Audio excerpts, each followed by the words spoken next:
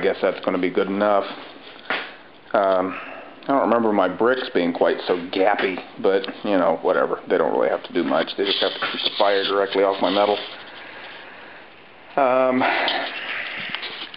Kind of a rainy day here today. Yesterday I think it was like 75 degrees. Today it's not. It's supposedly supposed to get a whole whopping 3/10 of an inch of rain, and I think we've officially got the ground wet. Anyways, you can see my forge. I've done the brick thing like I had before, except I've left it open here in the middle. I'll build my fire grate here. I haven't decided exactly what I'm going to do, but a couple of options kind of occurred to me while I was playing with this, you know, the forge and stuff. Was if I wanted to heat something really long, the bricks allow me to I can move them and reposition them to build an extension on the tuyer to kind of make to distribute air in a length, you know, so that I can heat long sections of metal, or just leave it kind of balled up so I want more control.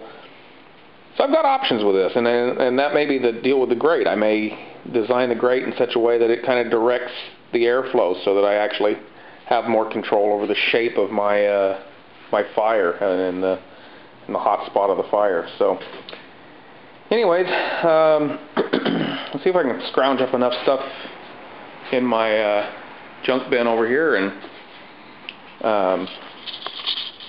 see if we can make a fire grate. Let's get started.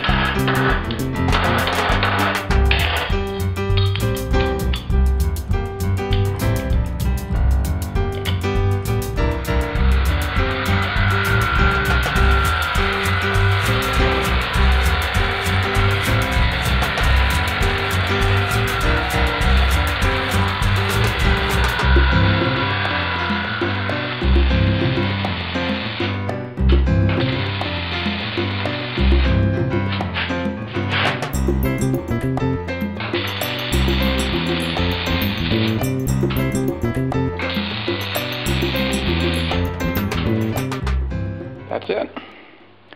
It's not a very inspired design, but it'll work. It's got a couple of rods, little gaps. It'll insert into the tuyer. I'll be able to pull it out, remove it, change it, do different things with it. Slides in just like this.